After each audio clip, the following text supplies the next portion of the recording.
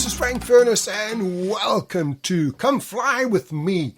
All kinds of travel ideas, and I'm an international speaker. I've spoken in 69 countries, traveled to more than 100, and I want to tell you I've had so many experiences that I want to share. I want to share on how to work business-wise, how to work with the cultures, how to have fun, the shopping centers to go to, for me, the electronics places to go to, how to travel, what kind of money to use, what's the best kind of transport system, best ways to get around, what are some of the biggest mistakes you can make, because believe me, I've made some big mistakes. I've been arrested in the Czech Republic.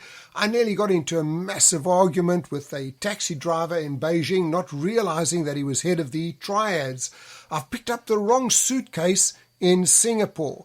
I've had a phone snatched from me in Malaysia.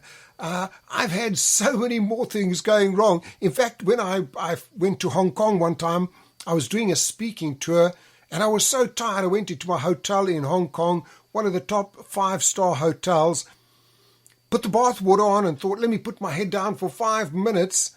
Woke up and I'd flooded the room. That got me a $200 fine. So lots and lots of stories and things that have happened, and I want to share all of these with you in our travel channel.